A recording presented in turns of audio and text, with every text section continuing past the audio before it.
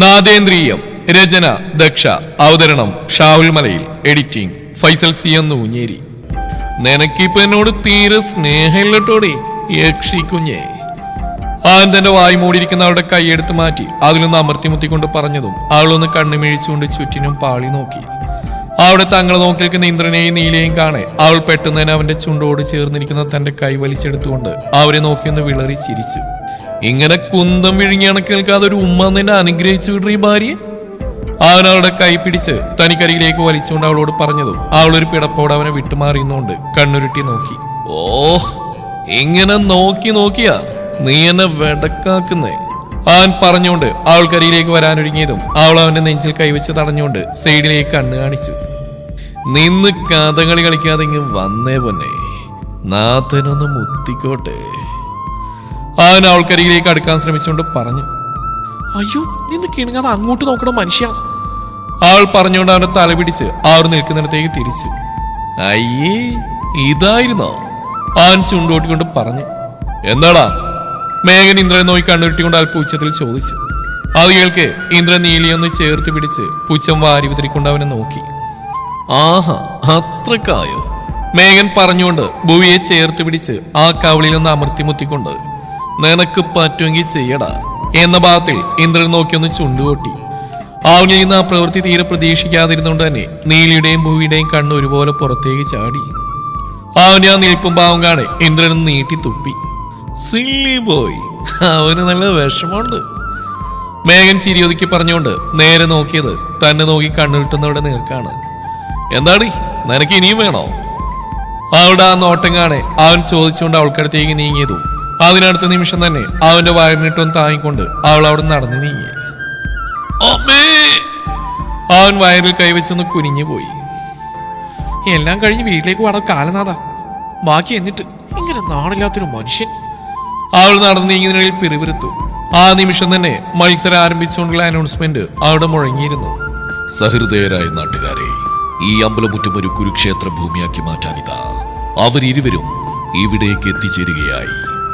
അവിടെ കൂട്ടം കൂടി നിൽക്കുന്ന ആളുകൾ ഇരുവശത്തേക്കും വകഞ്ഞു മാറ്റിക്കൊണ്ട് അങ്കത്തട്ടിലേക്ക് നടന്നെടുക്കുന്ന മേഘനെയും ഇന്ദ്രനെയും കാണെ മാധവൻ ആവേശത്തോടെ മൈക്കിലൂടെ വിളിച്ചു പറഞ്ഞു. ഇങ്ങനെ ഇടിച്ചു തള്ളിക്കാതെ അങ്ങോട്ട് മാറി നിൽക്കുകയാണെന്നവരെ. ഇന്ദ്രൻ മുന്നോട്ട് നടക്കുന്നതിൽ പറഞ്ഞുകൊണ്ട് തനിക്ക് മുമ്പിൽ തടസ്സമായി നാളെ പൊക്കിയെടുത്ത് സൈഡിലേക്ക് മാറ്റി നിർത്തി.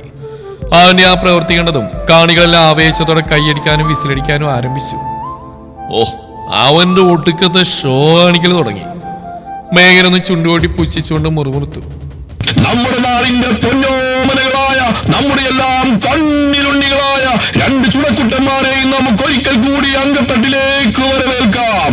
ആദ്യമായി തനിക്കൊരു എതിരാളിയിൽ നിന്ന് ഉറക്കെ പ്രഖ്യാപിച്ചുകൊണ്ട് കഴിഞ്ഞ 6 പ്രാവശ്യവും തുടർച്ചയായി വിജയം കൈവരിച്ച ഈ നാരായണമംഗലത്തിന്റെയും ചന്ദ്രമംഗലത്തിന്റെയും അഭിമാന കഞ്ചുകമായ നമ്മുടെ എല്ലാം പ്രിയങ്കരനായ ചന്ദ്രമംഗലത്തെ ഒറ്റക്കൊമ്പൻ മേഘനാഥൻ.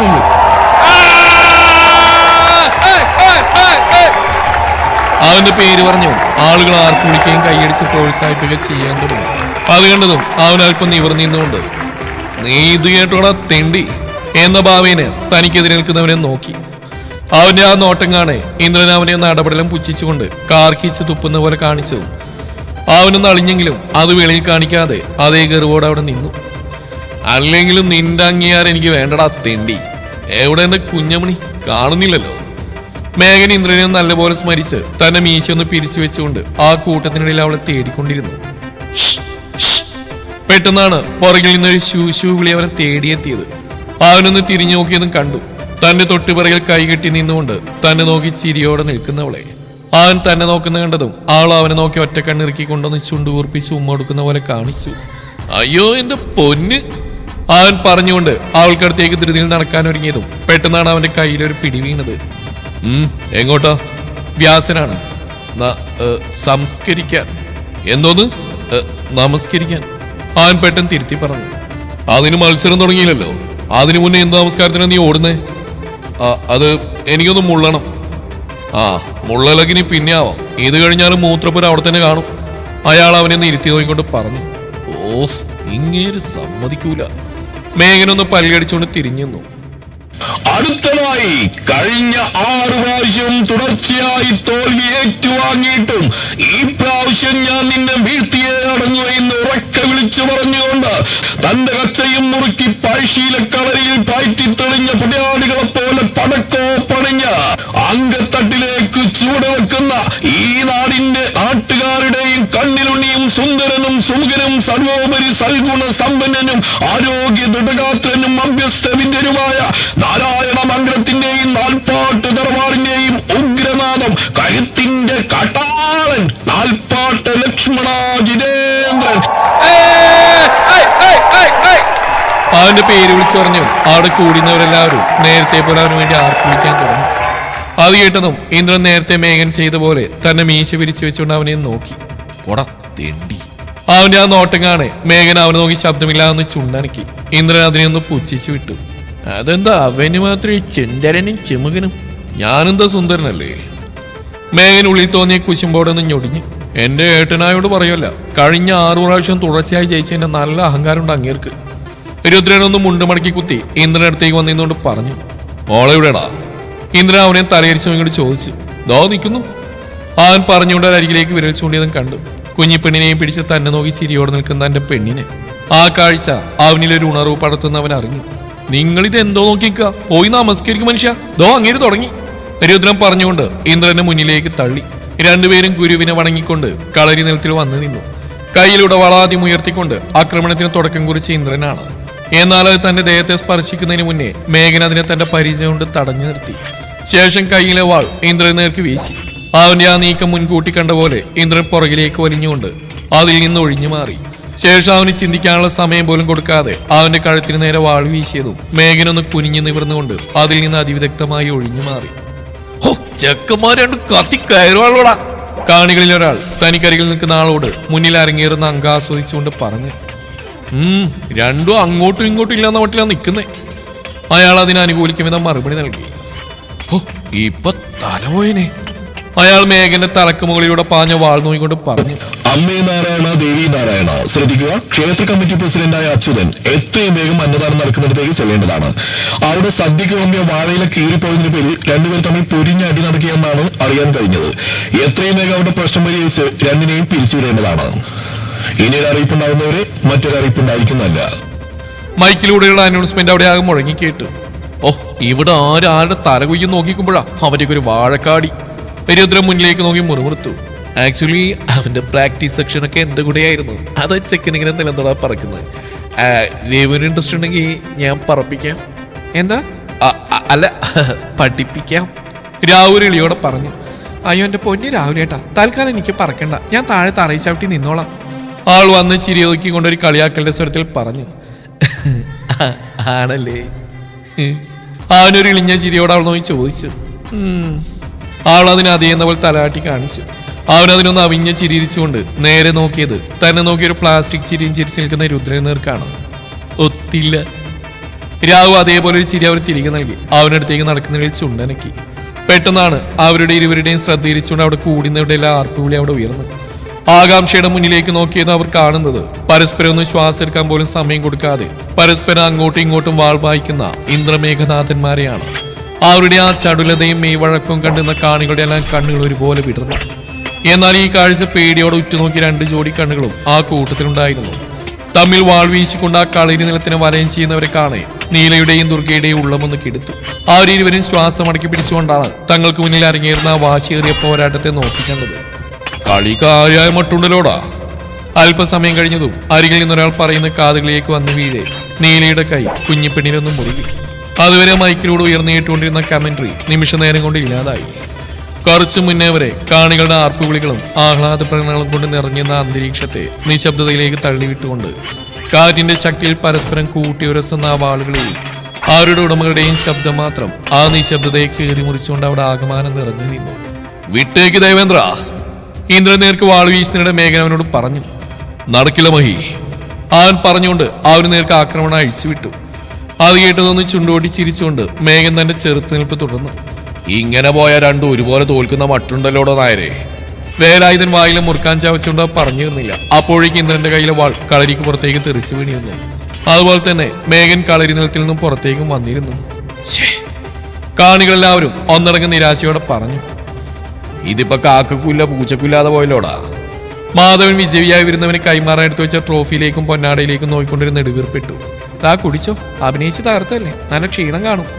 ദുർഗ തന്റെ കയ്യിൽ കരുതിയിരുന്ന മിനറൽ വാട്ടറിന്റെ കുപ്പി മേഘൻ നേർക്ക് നീട്ടിപ്പിടിച്ചുകൊണ്ട് പറഞ്ഞു. അത് കേട്ടതും അവൻ ആ കുപ്പി കൈ നീട്ടി വാങ്ങിക്കൊണ്ട് അവളെ തോളിലൂടെ കൈയിട്ട് തന്നോട് ചേർത്ത് നിർത്തി. എങ്ങനെയുണ്ടായിരുന്നു? അവൻ അവൾക്ക് മാത്രം കേൾക്കുന്ന രീതിയിൽ ചോദിച്ചുകൊണ്ട് അവളുമായി മുന്നിലേക്ക് നടന്നു നീങ്ങി. എന്തെങ്ങനെ ഉണ്ടായിരുന്നെന്നാ? ആദ്യത്തെ പ്രകടനമോ അത് അവസാനത്തെ അഭിനയോ? അവൾ തന്നെയും ചേർത്ത് പിടിച്ചടക്കുന്നതിന്റെ വയറിൽ നുള്ളി നോയിച്ചുകൊണ്ട് ചോദിച്ചു. രണ്ടും. അവനൊരു കള്ളച്ചിരിയോടെ അവളെ തന്നിലേക്ക് ചേർത്തടുപ്പിച്ചുകൊണ്ട് ചോദിച്ചു. തിരക്കേടില്ല. അവളും അതേ താളത്തിൽ മറുപടി നൽകി. എന്നാലും തമ്പുരാൻകുട്ടി, ഇത് മോശമായി പോയി. കാണികളുടെ കൂട്ടത്തിലുണ്ടായിരുന്ന ഒരാൾ അവനടുത്തേക്ക് വന്നുകൊണ്ട് സങ്കടത്തോടെ പറഞ്ഞു. വീട്ടുകളെന്റെ കുമാരേട്ടാ, നമുക്ക് അടുത്ത തവണ തൂക്കാന്നേ. അവനെ അവളോട് പറഞ്ഞുകൊണ്ട് അവളുമായി കമ്മിറ്റി ഓഫീസിനയിലേക്ക് നീങ്ങി. നിനക്ക് സന്തോഷമായി കാണുമല്ലേ? തന്റെ മുഖത്തെ വിയർപ്പൊപ്പി വരുന്നവളെ നോക്കി ഇന്ദ്രൻ കണ്ണൂർപ്പിച്ചുകൊണ്ട് ചോദിച്ചു.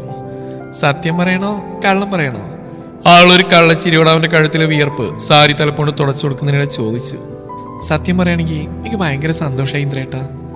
നിങ്ങളുടെ കയ്യിൽ നിന്ന് ആ വാള് തെറിച്ചു വീണപ്പോ ഏറ്റവും സന്തോഷിച്ചത് ഞാനാ. ആൾ പറഞ്ഞു. അവനോട് നോക്കി പല്ലടിച്ചു. പിന്നില്ലാതെ അതുപോലെയല്ലേ രണ്ടുപേരും അങ്ങോട്ടില്ല ഇങ്ങോട്ടില്ല എന്ന് പറഞ്ഞു നിന്ന്. ആയുധം വെച്ചുള്ള കളിയല്ലേ, പോരാത്തിന് രണ്ടാക്കും നല്ല വാശിയും. ഒരു നിമിഷം എല്ലാവരും ഒന്ന് പേടിച്ചു പോയി. എന്തിന്? ഞങ്ങൾ തമ്മിൽ തല്ലി ചാവുന്ന ഓർത്തിട്ടോ? അവരൊരു ചിരിയോടെ അവളുടെ ഇടുപ്പിലൂടെ കൈയിട്ട് തന്നിലേക്ക് ചേർത്ത് നിർത്തിക്കൊണ്ട് ചോദിച്ചു. അവൾ അതിന് ഉത്തരം പറയാതെ ഒരു പതലോടെ ചുറ്റിനും കണ്ണോടിച്ചു. മേ നീലിയുടെ കയ്യിലിരുന്ന കുഞ്ഞിപ്പെണ്ണ് ഇന്ദ്രൻ നേർക്ക് ചാഞ്ഞുകൊണ്ട് വിളിച്ചു. ഓ! അവൻ വിളി കേട്ടുകൊണ്ട് കുഞ്ഞിനെ തന്റെ കയ്യിലേക്ക് വാങ്ങി. നടുവുളുക്കിയും തോന്നുന്നു എന്റെ ഭാര്യയെ. ആ കാലമാടനും നടുനിവർത്താനുള്ള ഗ്യാപ്പ് പോലും തന്നില്ല. ആ ശബ്ദം കേട്ട് തിരിഞ്ഞു നോക്കിയാൻ കാണുന്നത് കമ്മിറ്റി ഓഫീസിനായുള്ള മുറിയിൽ നടുവിന് കൈതാങ്ങി നിൽക്കുന്ന മേഘനെയും അവിടെ ഒഴിഞ്ഞു കൊടുക്കുന്ന ദുർഗയുമാണ്. കണക്കായി പോയി. വയസ്സാങ്കാലത്താ അങ്ങനെ ഒരു ഗുസ്തി പിടുത്തം. ഭൂവി അവന്റെ ഇടുപ്പൊന്ന് ഒഴിഞ്ഞു കൊടുക്കുന്നതിന്റെ കെറുവോടെ പറഞ്ഞു. നിന്റെ നായർക്കാടി വടയക്ഷി വയസ്സായത് അങ്ങോട്ട് മാറി പുല്ലേ. ഇനി ഞാൻ ഒറ്റ കുഴിഞ്ഞോളാം. മേഘന അവളെ കൈ തട്ടി മാറ്റിക്കൊണ്ട് ചൊടിയോടെ പറഞ്ഞു. മര്യാദക്കല്ല വെച്ചാൽ നിങ്ങളുടെ ഊരെ നോക്കി ചവിട്ടി വെച്ചിട്ട് ഞാൻ പറഞ്ഞേക്കാം. ആൾ അവനെ നേർക്ക് വിരൽ ചൂണ്ടിക്കൊണ്ട് പറഞ്ഞു. ഒരു നടുളുക്കിയ ഭർത്താവിനോട് ഇങ്ങനെയാണോ ഈ ദുഷ്ട പറയുന്നേ? നാളെ നമുക്ക് എന്തൊക്കെ പരിപാടി ഉള്ളതാ. ഈ ഒളുക്ക് നാളത്തേക്ക് മാറിയാ മതിയായിരുന്നു അല്ലേടി?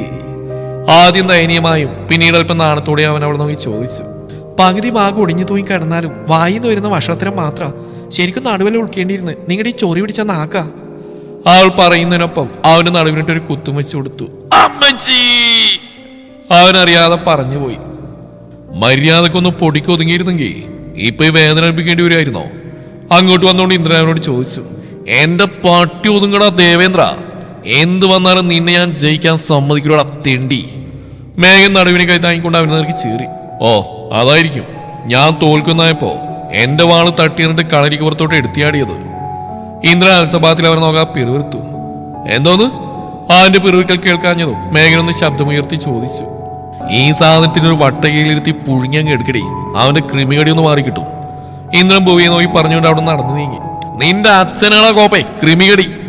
പുറത്തേക്ക് നടന്നു പോകുന്നതിനെ നോക്കി മേഘൻ അലറി. ഒന്ന് വേർതിരിക്കേണ്ട മനുഷ്യ. അതും പറഞ്ഞ് ഇന്ദ്രൻ നേർക്ക് പോവാൻ ഒരുങ്ങിയവനെ പിടിച്ചു വെച്ചുകൊണ്ട് ഭൂവി പറഞ്ഞു. ആ തെണ്ടി പറഞ്ഞിട്ട് പോയി നീ കേട്ടിലടി യക്ഷി. അവൻ അവൾക്ക് നേരെ ചീറി. ആളൊന്നും പറയാതെ അവന്റെ ചുണ്ടിലൊന്ന് അമർത്തി മുത്തി. അവളുടെ ആ പ്രവൃത്തി തീരെ പ്രതീക്ഷിക്കാതിരുന്നുകൊണ്ട് അവനൊരു നിമിഷം സ്റ്റെക്കായി നിന്നു. അതെ, നമുക്ക് ഭക്ഷണം കഴിച്ച് വേഗം വീട്ടിലേക്ക് പോവാം. അവൾ അവനോട് ഒട്ടിന്നോട് ചോദിച്ചു. പോവാം. അവൻ അതേ ഭാഗത്തിൽ അവളെ മിഴിച്ചു നോക്കിയെന്നുകൊണ്ട് ഉത്തരം നൽകി. എന്നാ വേഗം വേഷം മാറി വാ, ഞാൻ പുറത്തുണ്ടാവും. അവൾ ഒരിക്കൽ കൂടി അവന്റെ കവിളിലൊന്ന് ചുംബിച്ച് മാറിക്കൊണ്ട് പുറത്തേക്ക് പോയി. ഈ നടുവേദന ഇന്ന് തന്നെ മാറ്റിയേക്കണേ എന്റെ ദേവി.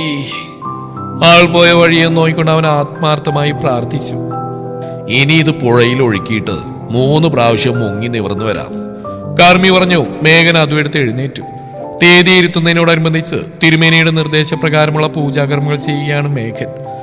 കയ്യിൽ കരുതിയിരുന്നവയെല്ലാം പുഴയിൽ ഒഴുക്കി മുങ്ങി നിവർന്നു വന്നവൻ കാണുന്നത് എന്തോ ആലോചിച്ചുകൊണ്ട് മുന്നിൽ കാണുന്ന പുഴയിലേക്ക് കണ്ണും നട്ടു നിൽക്കുന്ന വ്യാസനെയാണ്. ആ മനസ്സിൽ ഇപ്പോൾ എന്തായിരിക്കുമെന്ന് അവന് ഊഹിക്കാവുന്നതേ ഉള്ളൂ. മാമേ, അവൻ അയാളൊന്ന് വിളിച്ചു. ഞാൻ നാളെ തിരികെ പോകും. അയാൾ അവന്റെ മുഖത്തേക്ക് നോക്കാൻ പറഞ്ഞു. ഇത്ര പെട്ടെന്ന് പോകുന്നതിനാ? കുറച്ചു ദിവസം ഞങ്ങൾക്കൊപ്പം പോകണം. എന്നെ ബന്ധിപ്പിക്കുന്ന ഒന്നും ഇവിടെ ഇനി അവശേഷിക്കാത്ത സ്ഥിതിക്ക് മടങ്ങിപ്പോകുക തന്നെ ഉത്തമം. അപ്പൊ ഞങ്ങളൊന്നും മാമയുടെ ആരുമല്ലേ? അവന് ചോദിക്കാതിരിക്കാൻ കഴിഞ്ഞില്ല. ഈ ചോദ്യം ബാലിശമാണുണ്ണി. അയാൾ ചെറുചിരിയോടെ അവനെ നോക്കാതെ പറഞ്ഞു. ഈ നാരായണമംഗലത്ത് എന്നെ പിടിച്ചു നിർത്തിയിരുന്ന ഒന്നും ഇപ്പൊ ഇവിടെ ഇല്ല. പണ്ടാണെങ്കിലും ഇപ്പോഴാണെങ്കിലും ഞാൻ ഇവിടെ വന്നു നിന്നോല്ലാം ആ ഒന്നിനു വേണ്ടി മാത്രമാണ് ഉണ്ണി. ആ ഒരാൾ ഇന്ന് ഈ ഭൂമിയിൽ അവശേഷിക്കാത്ത സ്ഥിതിക്ക് ഞാൻ മാത്രം ഇവിടെ നിൽക്കുന്നതിൽ അർത്ഥമില്ല. അയാൾ അവന്റെ മുഖത്ത് നോക്കി പറഞ്ഞുകൊണ്ട് അവിടെ നടന്നു നീങ്ങി. മേഘൻ അയാൾ പോയ വഴിയൊന്ന് വേദനയോടെ നോക്കി. അവന് മനസ്സിലാവും ആ നെഞ്ചിലെ നീറ്റിൽ എത്രത്തോളമാണെന്ന്. ജീവിതത്തിൽ തനിച്ചാവുമെന്നറിഞ്ഞിട്ടും തന്റെ അപ്പയെ സ്നേഹിച്ച ഹൃദയത്തിലേക്ക് മറ്റൊരാളെ ചേർത്ത് വെക്കാത്തിൽ നിന്ന് മനസ്സിലാക്കാം വ്യാസന് തപസ്വി ആരാണെന്ന്. നാഥ, തോളിൽ അമർന്ന കരസ്പർശമാണ് അവന് ചിന്തകളിൽ തിരികെ കൊണ്ടുവന്ന്. ഇങ്ങനെ ഈറനായി നിൽക്കുന്ന എന്തിനാ? അവൾ ചോദിച്ചുകൊണ്ട് തന്റെ കയ്യിൽ കരുതിയിരുന്ന തോർത്ത് അവന് നേർക്ക് നീട്ടി. എന്താ? താൻ തോർത്ത് നീട്ടിയിട്ടും അത് വാങ്ങാൻ തന്നെ നോക്കി നിൽക്കുന്നവനെ കാണി അവൾ ചുളിഞ്ഞ മുഖത്തോടെ ചോദിച്ചു. അവനൊന്നും പറയാതെ അവളുടെ മുഖം കൈക്കുമ്പിളെടുത്തുകൊണ്ട് ആ നെറ്റിയിലൊന്ന് ചുണ്ടിയേർത്തു. നാഥ, എന്താ? അവന്റെ ആ പ്രവൃത്തിയിലൊന്ന് അതിശയം തോന്നിയവൾ ഒരു പതറലോടെ ചോദിച്ചു. അവൻ അവളെ വിട്ടൊഴിഞ്ഞുകൊണ്ട് നേരെ നിന്നു. ഏയ്, ഒന്നുമില്ലടി ഭൂമി, എനിക്ക് നിന്നെ ഒന്ന് മുത്താൻ തോന്നി. അവനവളെ ചേർത്ത് പിടിച്ച് പറഞ്ഞുകൊണ്ട് മുന്നോട്ട് നീങ്ങി. തുടരും ഈ കഥയുടെ ബാക്കി ഭാഗം നാളെ ഇതേ സമയം.